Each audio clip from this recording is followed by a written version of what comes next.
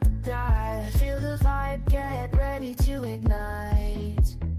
Untold stories in the airways, flying through the night. Experience voices, tales so bold. Streaming live, the truth unfolds.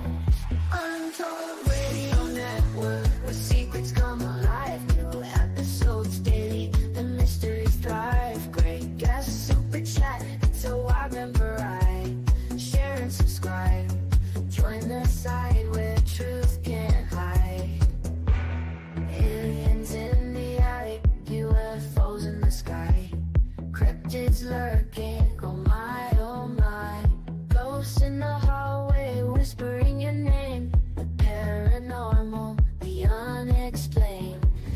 Become a VIP, get the inside scoop. Unlock the mysteries, be part of the group. Live streaming stories, they're talking to you. Super chats buzzing, join the crew.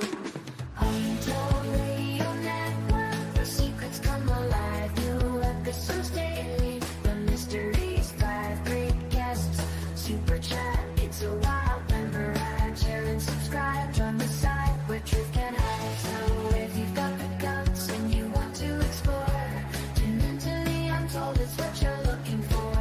From aliens to ghosts and all that's unseen. Untold Radio Network, where the world's mysteries convene.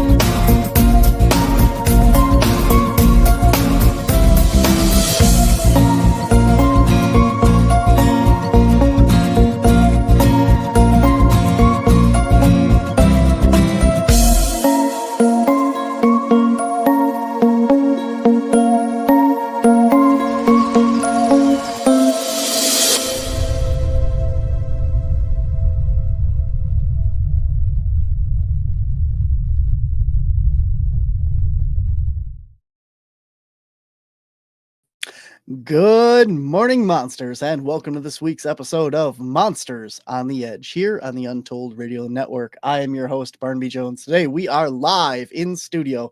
Today's show is not pre-recorded. We are live, so if you have any questions throughout the show, throw them in the comments section. We'll get to them as soon as we can. We have a great show lined up for you. Not only one guest, but we have two lovely guests here today, and we will get to them in just a second. Guys, Christmas is just around the corner, and if you're looking for that perfect gift for all the Bigfooters on your list, check out Bigfoot is Hiding. It is a 10-year documentation of a private property just outside of Menominee, Michigan that was featured on the Finding Bigfoot series because of a series of 3 game camera photos that were captured there. And since then, there has been an unaccounted amount of evidence and things that have happened there. So if you're interested in all things Bigfoot in Michigan's Upper Peninsula, this book is for you. Check it out at Amazon.com and get your copy today. If you're looking for the CAPS team coming up this year, we are going to be in Oshkosh in February. We are going to be at the I can never say this, Midwest Meta-Paracon in April. We are going to be over there, and that is in either Eau Claire. I think it's in Eau Claire. That's it. We will be there. And then, guys, we are excited today.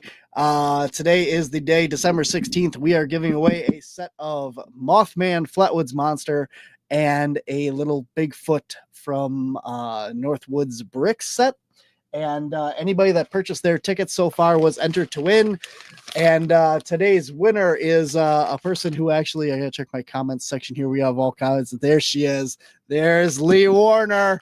Lee Warner is our grand prize winner here. Happy Monday, Lee. I am going to get these in the mail to you later today. And you got yourself a little Mothman from the Northwoods Brick set. We got a little Bigfoot from the Northwoods Brick set. And we got a Flatwoods monster that never shows up because its packaging is green. And this is a green screen. So, Lee, congratulations. You get these guys sent out to your mail. Thank you for purchasing your tickets in advance for the convention coming up here.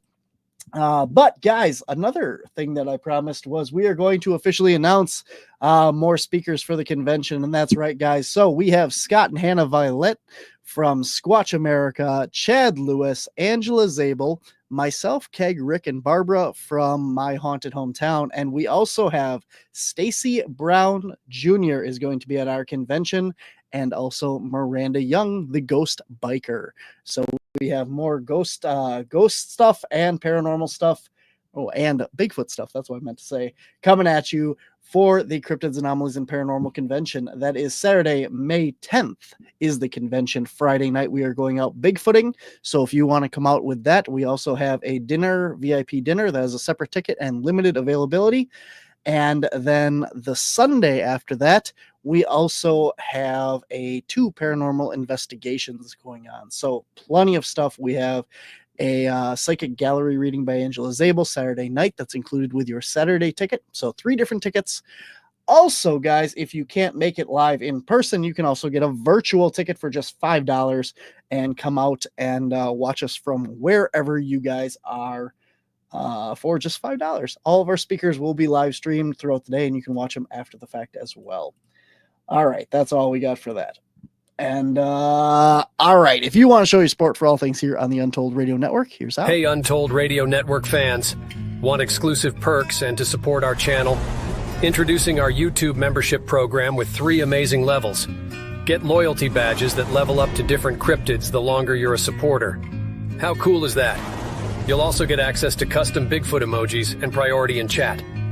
Upgrade to Backstage Pass for exclusive wallpapers, photos, status updates, discounted books, and merchandise. Go all in with the producer level for everything mentioned plus member shoutouts. Ready for an enhanced experience? Join now, pick your membership level, and let's make this journey even more exciting together.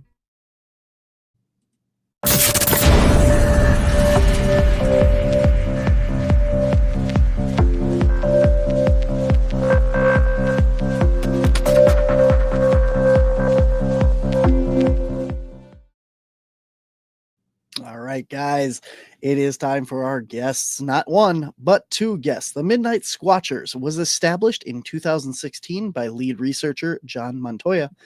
John is from Northern California, where he has been doing research since the early 80s and has experienced many howls, wood knocks, and structures in his ventures. In the mid-90s, while investigating in Northern California, he had 2 encounters with the beast. Now residing in Minnesota for the past 20 years, along with April Gabel and his team, he is still out looking for the creature. The team has taken numerous reports from around the area and posts them on their page. And we have not only John, but April as well with us today. Welcome to the show, guys. Hey, good afternoon. I was going to say good morning, but it's a little bit past that now, isn't it? You just missed it by a couple minutes. That's it, yeah. But if you're on the East Coast, it is still morning, so there we go. Yeah, you're right. You're right. So how you been, Barnaby? I have been doing good, very busy, all kinds of stuff. I'm doing my 2 shows here, and we got the documentary, and as you heard at the beginning, we got the convention coming up, so we got all kinds of stuff here. So busy. Staying busy, sure. That's a good thing. What have you guys been up to over there in Minnesota? Well, we've been out doing our camping trips, although this year was kind of sketchy. We've had, as we talked, had a couple of medical issues, so it slowed me down and being in the woods. And then when I wanted to get out in the woods in June, we had rain the whole month, right when these reports started coming in. So we worked around it. Last year, we were out there quite a bit. We had some awesome, encounters. Or I should say, I think I had an encounter. It looks like one. But we had a lot of action in that area down in southern Minnesota. It's a driftless area down by Spring Valley. And there's Forestville Caves there. They got the Niagara Caves. So it's a beautiful place. A lot of bluffs. Kind of reminds you of La Crosse. It's similar. It's all in the same area. Mm-hmm. But between that and a couple expeditions with a couple of your friends up to northern Wisconsin, which was very interesting. I can't wait to get back out there. Been kind of staying around the area here, not venturing too far. Up northern Minnesota a few times over the last couple of years at Chippewa National Forest, which is humongous. And did a little investigation around that area. But most of our investigation is centered around the La Crosse and Spring Valley area the last few years. Awesome. Very cool. I heard you also got a chance to go hang out with the boys at the Hodag store. The Hodag band, yes. And I've seen Carrie down the road, at the museum there. So, wonderful guys. And I never got to see the Hodag store. So he's got a lot more stuff than when we see him down in Van Meter, I'll tell you that. Yes, he so, does. So I had to come away with a few things. I think she got a t-shirt. I didn't. Yeah. You got to spoil them rotten, right? Yep, that's right. Especially from those guys. Those guys are awesome. So. Oh, yeah. Wonderful people. Yeah. But so if you wanted to hear about a couple reports, I can let you know that we took in over the Spring Valley area, unless you have any questions for us. No, let's dive into it. I mean, like I said, we are live today, so if anybody has any questions as we go, we are covering Wisconsin, Minnesota, anywhere else? Just to be the mainly Wisconsin, Minnesota area. So awesome. Today, yeah. So if you guys have any questions for Wisconsin or Minnesota of squatchy things in the neighborhood, post them in the comments section and we'll get to them as soon as we can. But let's dig into some of this stuff. You sent me a whole bunch of stuff here. So yeah, some of the pictures I sent you were just some of the structures we find. Not all of them. I'm on the fence. Some of them might be man-made, which I think most of them are. Some of them are interesting. They're large. They're intertwined. I just can't make sense of it. Over the last few years, we noticed that they were up and prevalent for a few years, and lately they've been knocked down for some reason. Don't ask me why. It shouldn't be. I mean, they were built pretty good. But them are some of the structures we find are interesting. We know in our endeavors around the area, we like to get out in the woods quite a bit, as you see this one. And this is all around the southern Minnesota parts, most of these structures. We've been researching the Spring Valley area for several years. We got access to several acres of private property down in that area. And so with it being private property, we're really the only ones out there unless it's hunting season. And once in a while, the owners, the landowners, the property owners, they get to go out there and hang out. But in our research, we were down there last year quite a bit. I think we had 30 camping trips down in there for a few days each time. And 1 week, for 2 weeks, we were down there towards the August, September, range. We noticed it was quiet for 2 weeks. We always hear the coyotes about 10 at night, and they're like clockwork. They'd go off every night. We'd always have animals scurrying around, but for 2 weeks, it was just dead quiet. During that 2 weeks, we had a howl. It sounded like a wolf, but it wasn't a coyote. It was just too loud. And it went on. I didn't send you that one, but it was a dragged out long howl, which kind of spooked us a little bit. And I said, that sounds like a wolf, but it's very loud. It's different. And that was at the same time we had these 2 weeks of just silence. I mean, there was just nothing out there. What was strange is we carved out this like half moon area with a fire pit in the middle, and you can put 4 tents out. And we got access to bring a few people out. They want to come out with this new research, but not a whole crowd. The landowners, so you bring a couple, it's okay. But we cleared this out, and the landowner's son, or I think that the son, we had his dog out there, and it's a collie like Lassie, a bigger dog, and he's always just scurrying around doing what dogs do. But for that week that we had silence, the second weekend we were there, the dog went across our campsite where the trail goes down, where you have access with 4-wheelers or whatever. And there was a field on the other side and a tree line, and he was just sitting there staring at the tree line. For what reasons, we don't know. For about 5 minutes. And then he got up and walked straight up to the farmhouse, which didn't make any sense. And our friend, it's his dog that's researching with us. His name's Adam. He says, I don't know what's going on with him. It's strange. I said, yeah, and it's been quiet lately. Well, about 8:30 at night, and I always put my tent right next to a ravine that goes all the way down to the creek. Because I like being close to the woods. I'm just crazy in that sense. We heard a growl, and it was a deep growl, which I don't know what it was. I still don't. And I looked at April, excuse me, I looked at Adam, and I go, did you hear that? And then he goes, you mean the growl? I said, yeah. Yeah. I go, that's strange. So, a little spooked, your nerves are on end. So I got my light and flashed over there, and had the red, cover on it. It was shining all around the back of the tent. Now, I was a little spooked. I felt like something was there, but couldn't see nothing. I looked around for a couple minutes, didn't see nothing. Well, we went about our business. We did a little research, got back to the campfire about 10:30. And not sure when we were sitting there, but after 10 minutes, we heard the same growl, same area right behind my tent. Well, here I go out there, shining, got my gadgets going. Didn't see anything, so it's puzzling. I go, I should be able to see something, or what's making this growl, because it sounded close. Mm-hmm. Well, so we decided to hang around the campfire that night and just kind of listen and do what we do.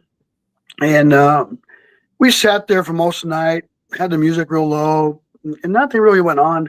We're going to turn in probably about 2 or 3. We figured we didn't have no action for a few hours. And right before we turned in, I heard that growl again at 2 in the morning. Now I'm getting a little nervous. I'm thinking, what is this? Again, went to look around, didn't see anything. So we went ahead and just called it a night. And it was uneventful after that. Didn't see no footprints. We looked around. Next couple weeks, I remember we all did our research. We're down there from midnight till about 1:30.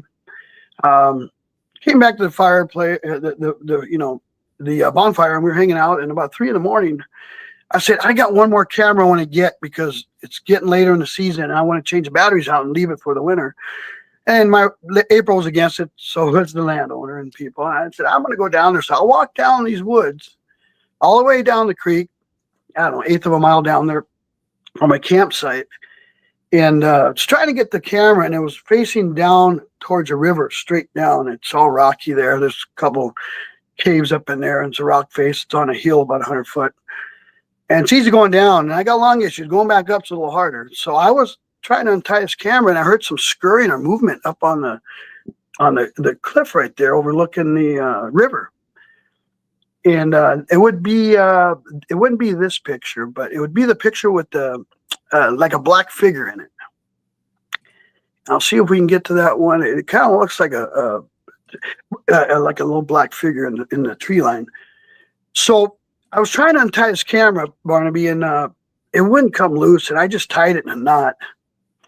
And I kept trying to fight this camera, and finally got it loose, but I kept hearing some movement up there, and it sounded like something scurrying around. I just thought it was a deer, who knows, an animal.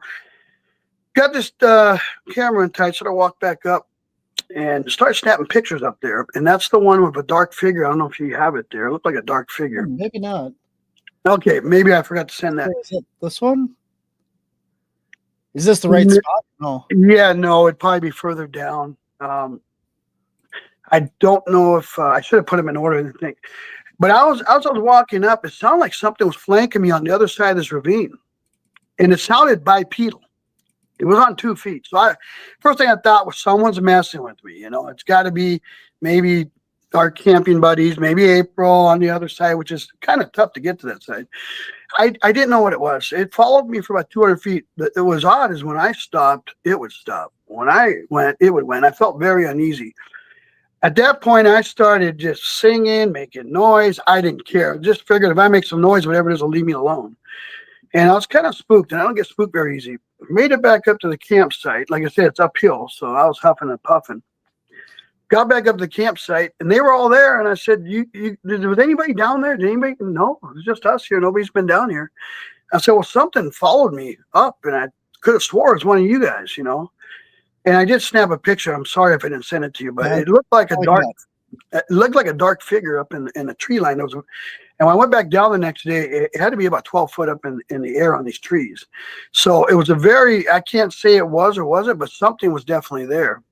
And that kind of coincided with that stillness, the quietness for 2 weeks. And what's strange is after that 2 weeks, the coyotes were on key again. Animals were scurrying around, catching them on our game cams, that send back to my cell phone. So all that was back to normal, and it kind of went uneventful after that. So I was on Bigfoot Society podcast this year with Jeremiah Byron, and great guy. And after I did the podcast, I got 3 different emails, and they were from a guy up in the cities. And he said, I heard your podcast and, your stories from down there and the surrounding area, which I haven't got into. And I'd like to tell you a story, that happened. My mom and dad had passed on, but this is what happened back in the 80s. And they were down by Leroy, not too far from our research area in Spring Valley. And he said they were camping there.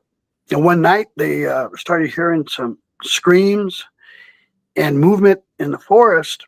And they started seeing some silhouettes of black figures. So it spooked them. Their dog went I believe they had a truck at the time. So they went ahead and just got really spooked and felt uneasy. So they just took off. They didn't know what it was. They retrieved a pistol and came back a couple hours later thinking that they can get their camping gear and get out of there. And they said, unfortunately, whatever was there was still there. And they were getting rocks thrown at them, screams. And they said they had enough. So they just packed it up and got the heck out of there. And as they were leaving, they caught one of these, they think it was a female because of the way it looked. And they crossed the road in front of them. So I thought, wow, that's pretty interesting. That's not too far from our research area.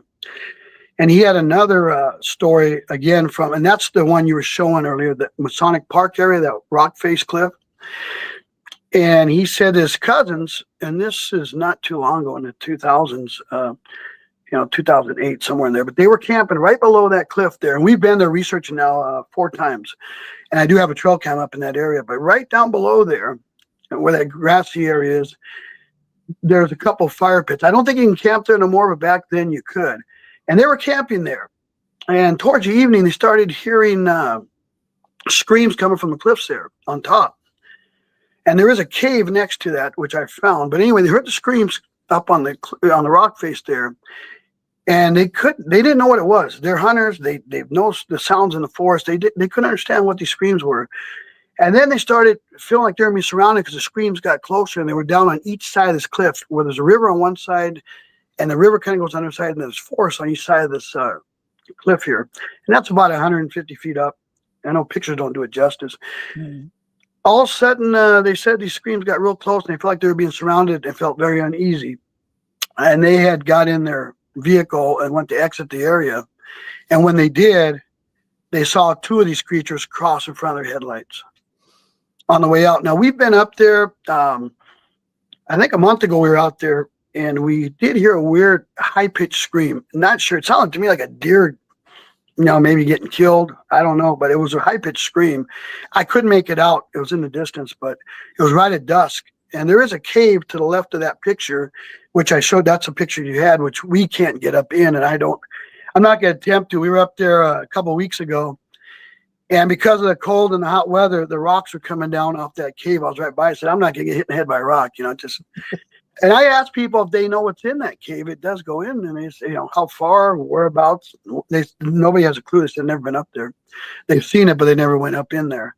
So I got a trail cam that's pointing at that now. So hopefully we might catch something. Maybe not. You never know.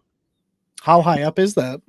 That is only probably about 15 to 20 feet off the ground, even though it doesn't look that high, but it's, I'd say a good 15 feet, and it goes in. I'm not sure where it goes.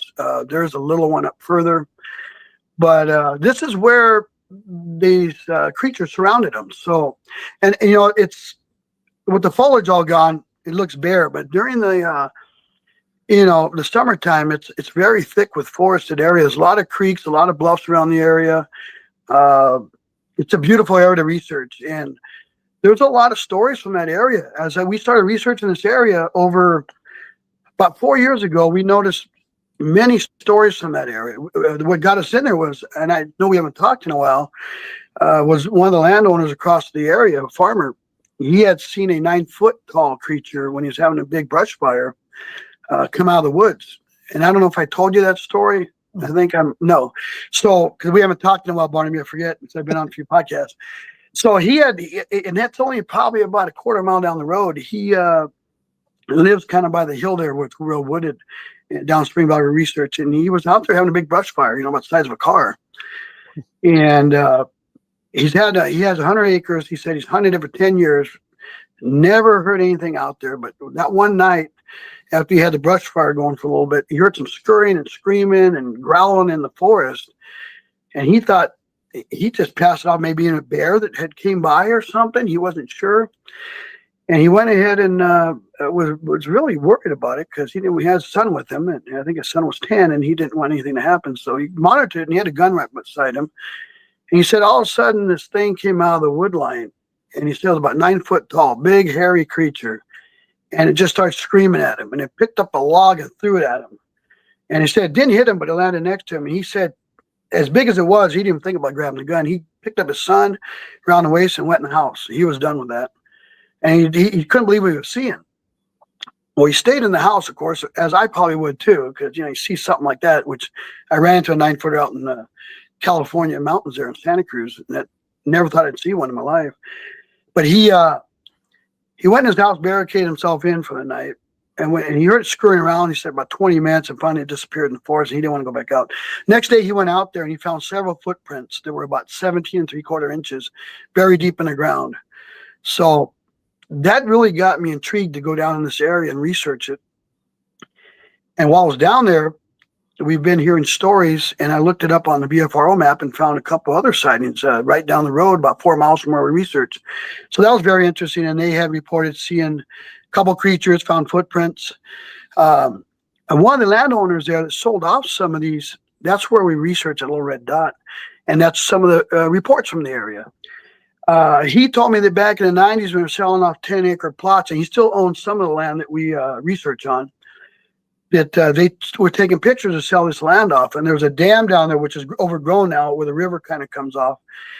And he said that on two of the pictures, he noticed a big black ball, looked like a bear or something.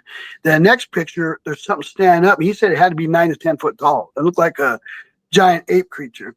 And that's what he explained to me. And I asked him, I go, do you have these pictures? He goes, man, my dad passed away, but they're probably somewhere in my house. I'll have to look for them, but when I find them, I'll let you see them. I go, I'd be very interested in taking a peek at these pictures. As well, the guy who took a picture of that 17 3/4 inch footprint, I still want to get and look at that one, but he's very reluctant to come forward to talk to anybody about it. He's kind of wants to be, he's really, very reserved. He doesn't really want to speak to anybody, but there's people like that. They just want to leave it alone. So hopefully someday I can convince him to come forward and share a story and maybe some pics. But with that said, that's where we kind of research now. And it's only an hour away from us, which is very accessible. Mm-hmm. And recently there was a story down there by Forestville where I want to have our first conference that's in the mix. Just not sure when it's going to happen, either next year, which I was shooting for June, or late, maybe somewhere in September. It might be 2026. We'll have to see. But a lady had spotted one of these creatures. She was out trout fishing and noticed something dark that was bending down the river there by Forestville, by the park there in the caves. And it looked like it was maybe catching fish or something. I'd seen her. It wasn't very big. Must have been a juvenile. She said maybe 5, 6 foot tall. When I seen her, it took off and stood up and went straight up into the forest out of the river. And again, this is not too far from where we are at, our research area. So you start compiling all these reports, there's something to it.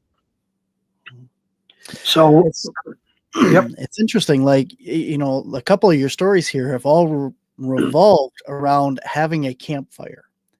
And that's something that I hear more and more, is that these people that go out there, and not to say that you had it in a wrong spot or anything, but people who go out in the woods and just build a campfire where there isn't like a normal fire pit.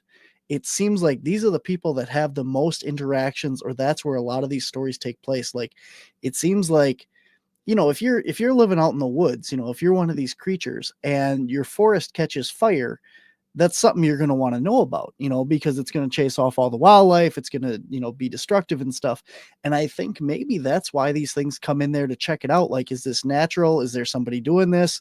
And to make sure that you're not setting the entire forest on fire, that you're, doing whatever. And that's why they start throwing things at people, because they don't want, this stuff out in their area because it's dangerous. And I don't know. What are your thoughts on that? Yeah, that's an interesting theory. It's very possible. Curiosity, maybe protecting our environment, all that. Yeah, that's very plausible. I mean, it's definitely that definitely could be the reason. I'm not sure. I know they're when you hear these stories, it seems like they're either concerned or attracted or curious as what's going on.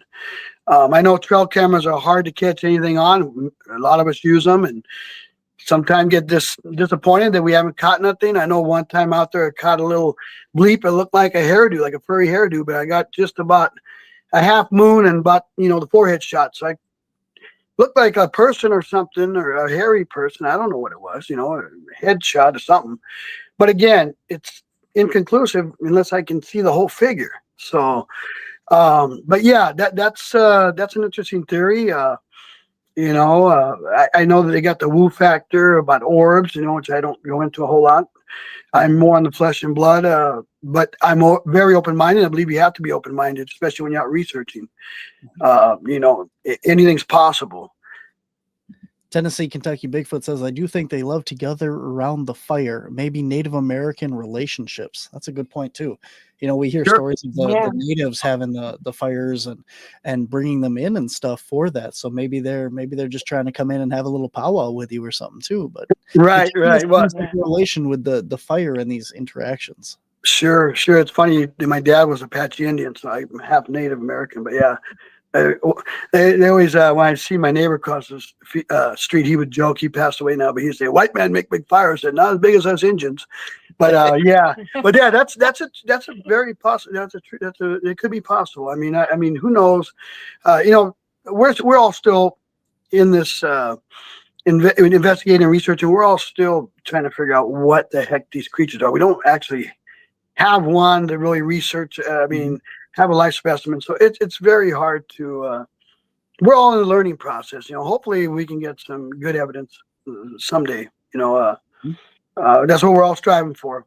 I know Patty, growing up in California, when I seen the Patty video, that was still just a holy grail. I mean, I love that video. It's just interesting. But yeah, what intrigues these creatures to come down and scream at us and do what they do, who knows? And when I was up in Wisconsin, like I told you, shifting from Minnesota, we went up there twice this year with a lot of people, and we both know, and great people. And I know one night we were out, we were in teams of 4. We went out there at, I got it written down here so I didn't forget. I think it was Goodman Park in Wisconsin, I believe. Yeah. Mm-hmm. And we were out there probably from 10 to about midnight, almost 1 o'clock. And I remember we had seen a white orb across this pond, and I've only seen an orb once in my life that I can really consider orb, and it was basketball size, and it was up in the redwoods, and I have no clue what that was. This one was smaller in size, and I don't know if it was an eyeball, but it would come on in the tree line across this pond, and it looked to me across probably about 150 feet away, but it looked like it came on. It just went from fading to coming straight on, full-blown white, and about the size of a tennis ball, and it just would stay there for a minute and then would fade back out. And it did this a few times, and then the last time it kind of moved a little bit, and then it faded out. I have no explanation for that. And there's no reason, if you've been up in that area, there's no reason for that to happen. There's no other people out there at the time that was on that side. There was no road. There was no cars coming by. Unless we even tried to see if it was some kind of light, being broadcasted from another campsite further away. It just didn't make any sense. I've never seen that before. So I don't know if it was an eyeball, of some type. It was, who knows? But that was very interesting. Right before that, we did have a growl on the wood line to the left of us. And I believe I was with Tom, we talked about Tom Nordstrom, which I met once now. And I don't remember, but he didn't hear it. And Lily didn't hear it, but me and April had heard it on that side as we were walking, because we weren't right next to each other. They were up ahead of us. But that was an interesting place, and I believe that the next day when we were going to leave Saturday, that they had spotted one crossing, a juvenile crossing the road behind them. And I don't know. Yep. Yep. So I was like, sure, we leave, and then they get the action. That's the way it works. Wrong place, wrong time, But yeah, and I think that's where they got that footprint from that I showed you, that little 10-inch. I believe that was it. I believe so. But that was a very interesting place. I want to get back out there. I think we also did another investigation. Yep, that's it. Yep, that was the one that they had taken from there. And it does look like a foot. I mean, it's juvenile if it is, Oh, and one point that I wanted to mention, that on the way out, like I said, we got lost. There was no GPS, and I had to drive around for a half hour till I actually got a GPS signal and found our way back to where we were going to go. And on the way out, we stopped right where I got the GPS signal. There's a little opening. You can see a river, and there's a couple of deer across the river there. And I thought, oh, so I was filming them. And all of a sudden, they looked in our area and then bolted into the forest. So I thought, oh, maybe they seen us.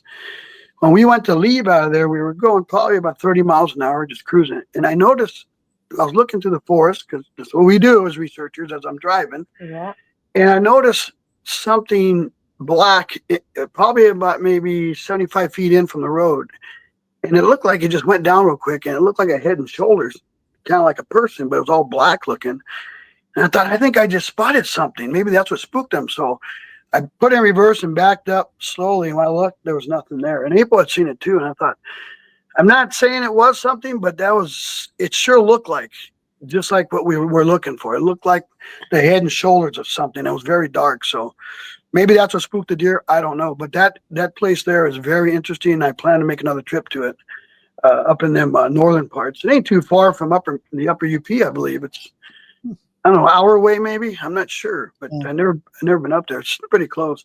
We also did with Debbie Block and Jeff and a whole bunch. We went to Hartman Creek Park. I don't know if you've been to that one. And did a little research. Dan Nadrello was with us, and we had a really good time. Learned so. I don't do much on the casting. I don't know how good you are at casting, but we learned quite a bit being up there. They had demonstrations on how to cast with different materials, which is very interesting. And that's something I got to get into. I mean, I'm out finding these footprints here and there. You need to carry some casting material to cast some of these, So yeah, in the Wisconsin part, we got cameras up too, not just in Spring Valley, but in La Crosse, right up. It's on the Minnesota side. It's overlooking La Crosse. And Dan Nadrello went out with us, and the guy Brad that owns a property there.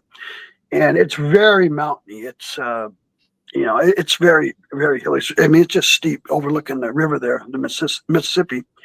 And he had seen a couple of these creatures up there before with the red glowing eyes at night. And he showed us some of the area and some of the stuff we found. One thing we found up there interesting was some trees that had been stacked with its roots. They were huge. I mean, they're 12 inches around, and they were stacked kind of like a fence. So you'd have your roots on one side, then roots on the other side, then roots on the other side. They were stacked, intertwined with each other like a fence, which was very strange. I mean, and this is out in the middle of nowhere. You ain't going to have a skid loader go down and do that and someone messing around. It just didn't make any sense. And I didn't send you a picture of that. We do have pictures of that, but it's very interesting. But he had seen a couple of these creatures up there, and he said that one of them he ran into during the daytime, because he goes up there and hunts once in a while. He said he's seen a wide, he don't know how tall it was, but it was huge, just a big creature, and had a smaller juvenile with him. And the juvenile stood up behind this log while he thinks it was either female or male. He's not sure, but it was huge. And stood up and looked at him. He said it had really thin black lips, a blackish face, dark in hair color. And it just kind of made a grin. He said the smile was from ear to ear, just a wide mouth. And it started making some weird sounds. Like he said it was strange. And he didn't know what he was looking at. He was spooked, He had his gun with him, but this thing did that and started making some weird sounds, and then it kind of ducked back down by the bigger one. And he said he just turned around and walked away and got out of there. Just spooked the hell out of him. So we're down in that area too, doing some research here and there. I haven't been out there for a year, but that's another another spot that we're going to hit, on and off. Although the Spring Valley is a little easier to access, but that's another place we want to, do some more research in. Sorry, I had a call come in. I was going to say, got a little weird there. Yeah, I'm supposed to be at work. I'm usually working by now, so there's some accounts calling me. They don't know I'm doing a podcast. Should be on the clock. Yeah. So, so that's two areas, but Wisconsin, the driftless area around here, it's very interesting with a lot of reports. I mean, I think they all, the area in itself is beautiful. I mean, if I was a hairy creature, I'd love it. I'd love to be down in them areas. Plenty of wildlife, plenty of stuff to live off. You got the creeks, fish, whatever you want. I mean, it's teeming with wildlife, so why not? Lee Warner says, Todd, her mister used to hunt in the hills bluffs of La Crosse. He has heard some very strange things there, so scary that he no longer goes into the woods before daylight. The woods before daylight. Oh, okay. In the morning. I gotcha. Right. That's interesting. So that's right in the vicinity where we're talking about. That is crazy. So, and that's why I like doing these podcasts, because all the information that you retrieve from them, I mean, it's just amazing. And it gives you some pinpoints. I mean, you start triangulating, and kind of like I was doing down this Spring Valley area, and you put these reports together. Like I said, there's got to be something to it. And, not all these people are just making this stuff up and blowing smoke. I mean, there's got to be something to it.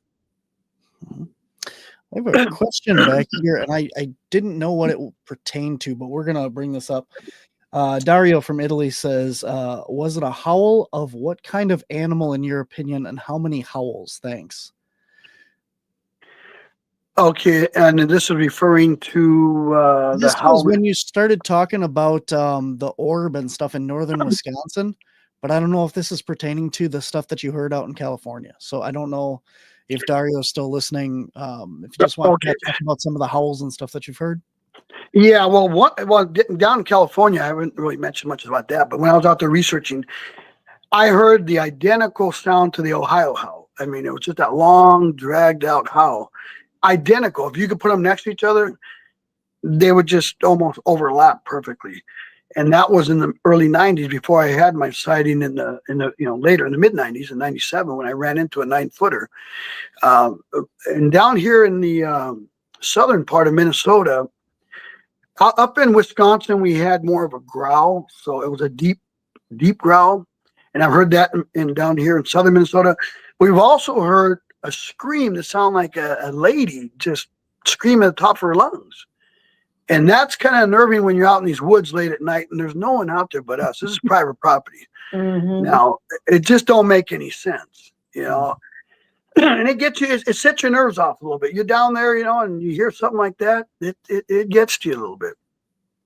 But yeah, so I've heard of multiple sounds. The Ohio howl was in California, which that's mainly what I've heard. The deep growl grunts I've heard from Wisconsin and Minnesota here. The screams I've only heard down here in Minnesota. I know we caught one, like I said, it's like a giant wolf. I don't know what that was. And our good friend Chad Lewis had written about same down in the area, Forestville, where we're down in, about the that I don't know if you ever read that in one of his books. I think it was at Minnesota, Strange Minnesota Encounters, about that wolf-like creature that was down in Forestville, where these 3 guys ran into something like that. It was like a dogman looking creature. Mm-hmm. So who knows to say if something like that couldn't be run around by our campsite up there. It could be multiple creatures. Who knows? And I was going to say, we also have caught some orbs out there. I wouldn't really call them orbs. They look like lights in the sky one night. And that was last year, probably around the July, August, when we were camping. And they were moving around in a weird area. And the further we went down towards the creek, they kept moving, and then they just disappeared. And it was overcast, so they're kind of in the clouds. It was really strange.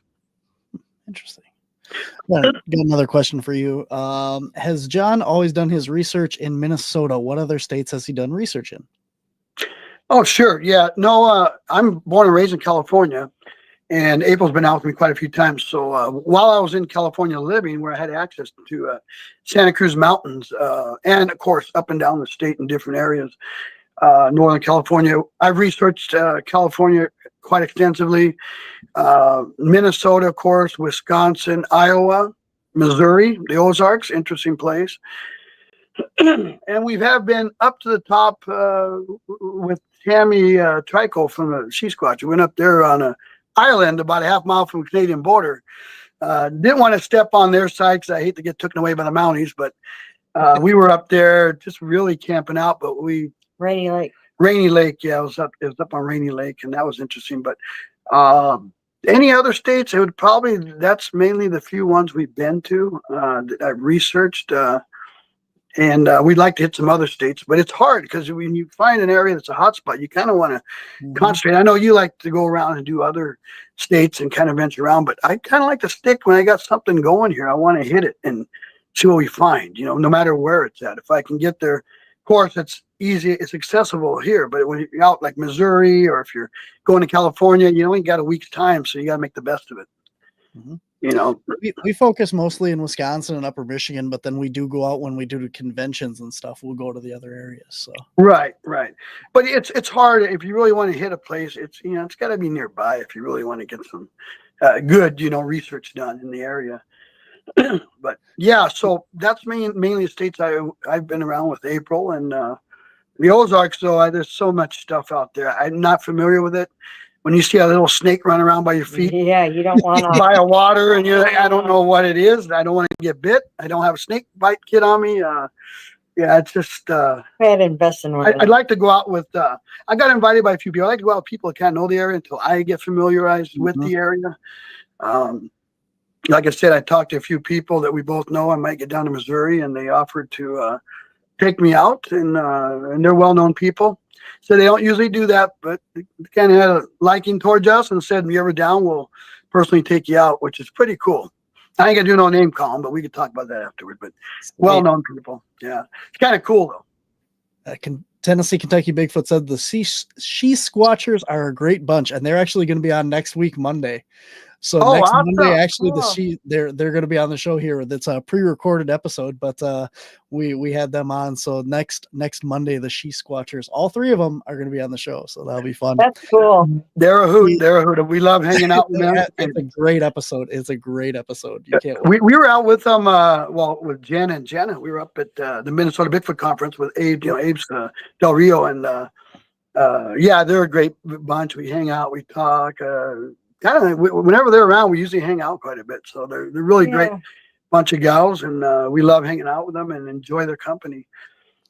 Have you done anything with gifting? Tennessee Kentucky Bigfoot would like to know. That's something I have done, but not frequently. In our research area, we do leave various stuff out. Could be an apple, could be some peanut butter jars that are stuck up in the tree. I see it a lot on different videos where they put rocks out or marbles or different stuff. And that brings me to an interesting point. But yeah, I really don't do a whole lot of that. I might leave a couple things out in the forest, but something I should try a little more. I mean, that's an interesting concept, which I will try. Now, we did go down into our area in Spring Valley, which I forgot to mention. I think that was about a month and a half, 2 months ago. And we noticed that on the way down, there was a tree about 15 foot placed across the pathway, which didn't even make any sense. This is always open because the farmer, runs it side by side down once in a while, and they look around, drive around. I mean, it's something any of us would do if we had land. And it didn't make any sense for that to be blocking the path. And I couldn't move it. It was kind of heavy, so I left it. And we had a peanut butter jar that I put up in the tree about 6 foot up by our campsite.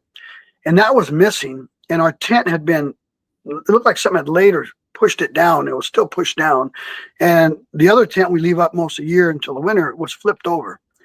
So I thought I seen some light prints going over this barbed wire fence behind the trees, but I couldn't really definitely say it was. So as we fixed our tents and went down the road to check one of our trail cams, we noticed that tree limb, or what is it? It looked like a small tree across the road there. And right below it was a red cap from our peanut butter jar, just sitting there smashing the ground, which is very odd. Yeah. So I thought, well, I found the cap to the peanut butter. Where's the jar at? So I wanted to find a jar in case it might have prints or something on it. Mhm. So it just was strange. So we left the tree limb there. We went under it and kept going down the road there to the creek. And we got to our camera, and right by our camera, we noticed a branch snapped over, probably about 3 foot up. And I thought, that's odd, that's strange. Didn't think nothing. I'm saying, well, we'll just pay attention. We started walking down the creek, and all the way to the creek, about every 100 to 150 feet, you can see some trees snapped or one pulled off across the way. So, being a researcher as you and we are, it's just, it kind of coincides with some of the stuff we hear about, And I know I talked to Dan Adrella. He goes, I think you got some Sasquatch activity out there. I said, very possible. So we noticed that all the way down the creek. Did not see no footprints, but it was odd. We've seen some areas where it looked like something big had went through, but it wasn't definitive. Again, coincides with a lot of the stories you hear. So we went down there just about a week ago to check the trail cam. I thought, I want to change these batteries out one more time before winter. And it was odd because on the trail cam, the last week I've been noticing 2 big branches by our trail cam, and it was blocking it. And I thought, well, what the heck? What, tree fall down or something? So we went out there and I filmed it. I think I put it on my site, Midnight Squatchers on Facebook. I noticed 2 tree limbs that were sitting there with the roots out, and they were 12 to 13 feet long. And they had been placed right by my camera, which is very odd. They did not come from there. They did not fall over there. They were placed there. Yeah, they were. So unless someone's on this private property showing up on their 4-wheeler at night and putting stuff there during the day, I have no explanation for it. So it's just strange. Got another question for you here. Have you done any research on the Fresno crawlers when you were out in California? Are you related to Monolito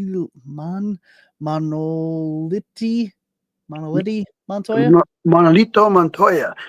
No, I ain't, and I have been to Fresno, but it wasn't to do research. I'm familiar with the area. I got family that lives up around the area, but no, I'm not related to Monolito, I believe. I don't even know how you pronounce that. Yeah. Montoya, unfortunately. But yeah, I know, I think it's called Avocado Lake. I don't know if you heard of that, Barnaby, where they spotted one running across the lake. It looks pretty good, the picture they got of it. But no, I've not researched that area. I've heard of the Fresno at night crawlers. I'm aware of them, but it's one area I've been to car shows. They have a big car show there quite a bit. And I used to take my Impala, the 63S Impala up that way, but never researched the Fresno area. I researched mainly from the Monterey Bay and around that area, and then up northern parts. And it's when you get out to my area, Santa Cruz Mountains, they're pretty vast, and there's a lot of research to do there. You can get lost in the mountains, and it wouldn't be good. Now, you sent me a video file here off of a trail camera. That's kind of interesting. I don't know if you want to talk about that here yet. Yeah, on the background, we noticed some eyes that kind of rose up and split across. Did you see them? Yes, I did. I'm not saying it's a squatch, but it's interesting. That's from above La Crosse, and that was taken. The person out there that lives there, he had moved my camera about a mile up the hill, overlooking a mountain that's going to go down to another ravine. I have long issues. For me to go up that far, I can get there, but I'm not fast at doing it. It gets me. Uphill gets to me. So I left it up there, and right now the batteries need to be changed. But one night when I was seeing this, we had several of these deers kind of acting strange up there for a few weeks. This one video, this deer was looking around, and all of a sudden it looks and it gets spooked and it runs to the side. And then you see 2 eyeballs kind of come up and stand up, and it was very interesting. Mm-hmm. And I thought I'd send that to you and take a peek. There's another video I forgot to send you down in Spring Valley where we actually caught red eyes standing up and doing that while we're in a side-by-side going by a creek, and I forgot to send that one to you. Let's take a look. Let's take a look at this one. So what we're looking at, this is paused right here, but here you got the deer. Oops. Here you got the deer, obviously. And then there's it looks like, I would almost say there's 2 things, because it looks like there's like 3 eyes. But there's one right here. Right. And the other one kind of shows up a little bit higher up here, but we're going to watch this. It's only 15 seconds. We'll play it a couple times.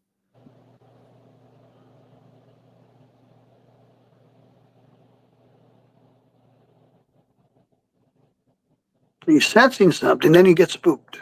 And there's the eyes. Yeah, you see there's two, and then there's the third one over to the side. Right. Yeah.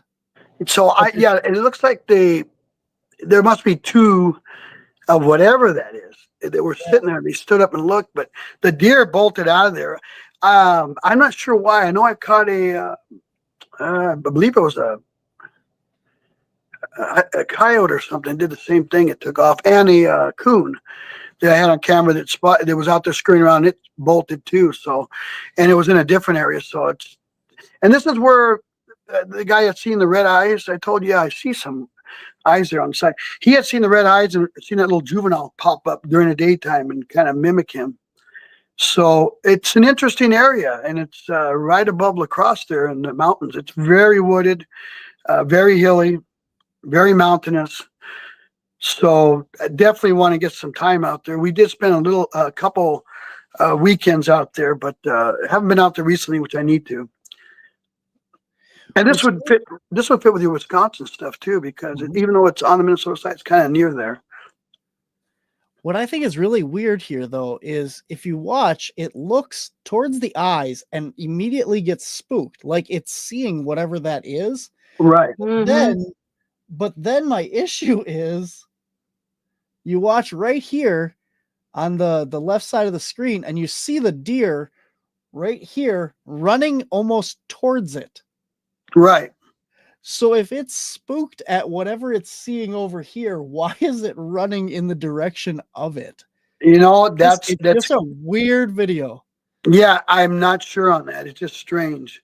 That's a good question. I noticed that too. It kind of that's on the top of a mountain, so unless there's a path that way, or I've never been up in that area, so I couldn't tell you what's beyond that. Is there a rock there? Is there a cliff? Maybe a cliff, thick trees. I have no clue. I should ask the guy in that area where he put up the person that moved the camera up on this hill, because you can see right at the top of the hill there. It's kind of, and it goes straight down the other side, he said. So that's that's right to the top of the mountain there. So it's unfortunately he moved it about a mile up from where it was at, because I can access it before, now I can't. So Lee says, unless there's something bigger and scarier behind the camera. And Pyromedic here says, playing with other deer, narrow eyes, the height of a deer. It's hard to tell how high those are, but you got the one and then the two other ones, and they do kind of look close together, but it's just, it's weird because he looks there, whatever the deer is, turns and looks almost directly at that and then gets immediately spooked. So whatever is in that direction is what it's freaking out at. But then yet it runs towards it. So I don't know. That's a weird. Yeah, it's just it's inconclusive, but it's an interesting video that I like to share, because we're all in this together. We don't know, but it was just it didn't make any sense that it got spooked. And you're right, it kind of runs not at it, but kind of in that direction. And I don't know what the area looks like, so I couldn't tell you. Unless there's a cliff right there, and that's why it couldn't go in the direction. I don't know. Yeah, I wish I'd have sent you the one though for Spring Valley. I forgot to send you that one, but that one has the eyes as we were going down across a creek and coming up and going around. As we bend the corner, there's a tree line here, and then there's a grassy meadow going off into a grassy meadow, and the trees kind of meet together. But as you go around the bend from the creek, and this creek dries up every year, so it fills up and disappears. It's like it comes in from somewhere and goes down. So must be a cave somewhere where it's emptying into.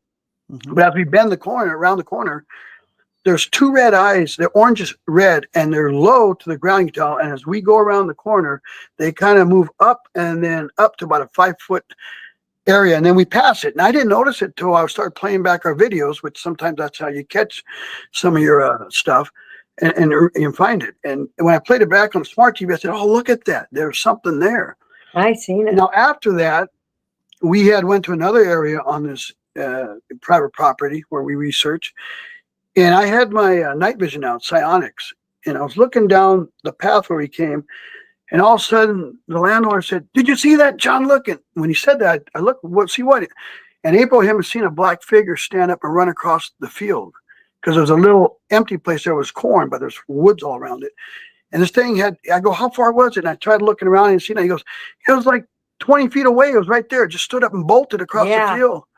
And I went, really? I go, holy cow. And we stayed out there for another 2 hours driving around trying to see if we could spot anything, and we didn't. But that area has become very interesting for us, and I hope that I can get some great evidence from that area. But maybe another time I can show you that video. It's very interesting. I can send it to you privately after we're done. It's just amazing, though. Some of the things you can find when you're out in the woods. It's crazy. Absolutely.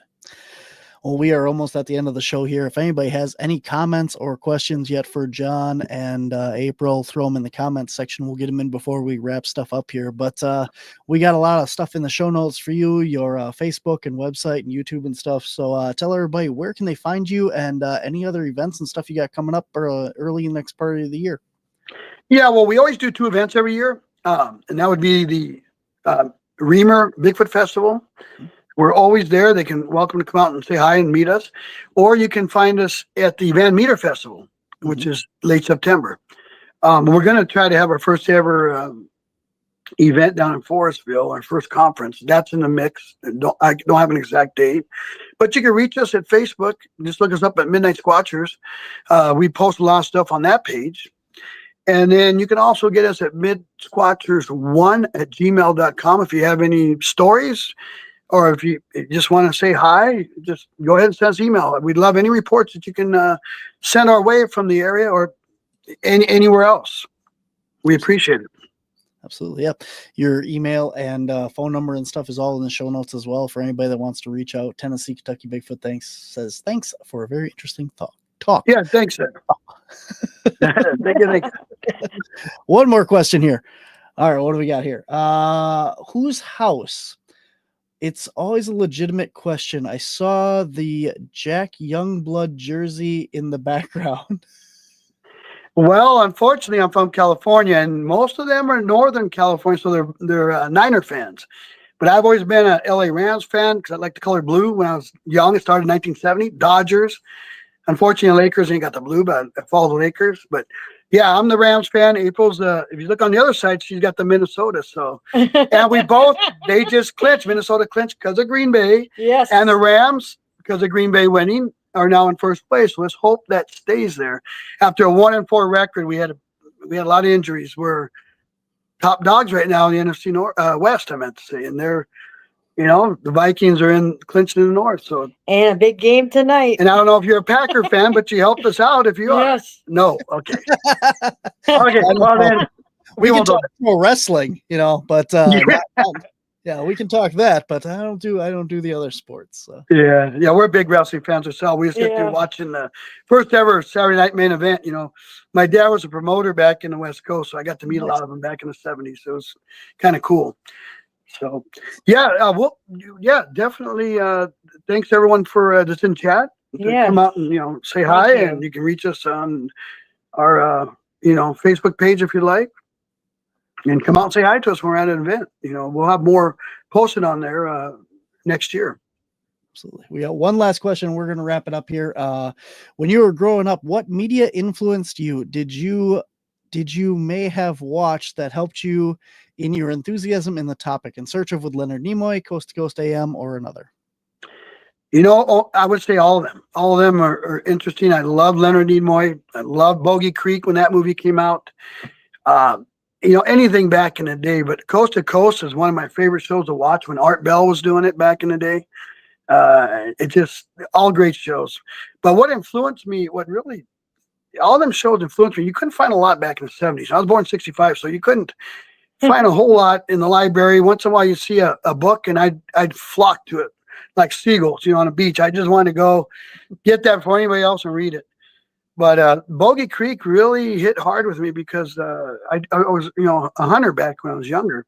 I don't hunt no more, but I'd go out. My dad's friend has 6,000 acre cattle ranch, and I'd go out there and hunt quite a bit. And this one little place where I used to hunt looked a lot like Bogey Creek with the little trees and the river. And when I'd come across that barbed wire fence trying to get home to it wouldn't be our home, but the landowner's home with my gun, and it started getting dusk, and I'd hop over that fence. It always reminded me of that kid crossing in Bogey Creek at the beginning of the movie. And it spooked me sometimes being out there at night, just thinking about it. But yeah, Bowie Creek was one of my main influences. But growing up in Northern California, there were so many Bigfoot reports around there that you heard privately. So, but yes, all of them definitely coast to coast. In Search Of, all of them are great shows that all put an influence on my research. Awesome. Grandizer says, you guys were both born around the same time. Make disco great again. I missed I love disco. Hey, I still got my corduroys and my bell bottoms. Or my bell I bottom. just got to get the longer I like them. I like them. shirt tails here. Awesome. Very cool. Very cool. All right. Well, that is about it, man. John, April, thank you guys so much for coming on. I appreciate you guys and all the stuff that you do. And I know we'll have to catch up this summer, and hopefully we get out to some of the same events again. And we will see you again soon. Definitely. Thanks for having us on. Appreciate it. And as I tell everybody, keep it squatchy, and we'll see each other hopefully this year sometime. Yeah. You guys take care. We'll talk to you later. All right. Thanks everybody. All right, guys, that is our show for this week here on Monsters on the Edge. As I said earlier, coming up next Monday, the She Squatchers is a recorded episode. We had all three of them on. It's a blast show. You are going to love it. We had a lot of fun recording that one. So it'll be coming up on Monday here next week. So, guys, hope you enjoy that one. If you are looking for more of the Midnight Squatchers, head on over to the show notes of this episode, all their links, email, and everything. If you have anything that you'd like to report for Minnesota or any of the places that we talked about, shoot them a message, because we guys, us researchers, can't do our jobs unless you tell us where to look. So keep that in mind. And until next time, guys, thank you all for watching. Lee, I'm going to get your package in the mail as soon as I head out here. And let's see. What else? That it? All right, guys. I will be back here on Thursday this week. I think it's another live episode. I'm not sure who my guest is. It is Zach is going to be on talking about CE5 and UFOs and stuff. So that's coming up on Thursday. So until next time, guys, I'll see you on the edge.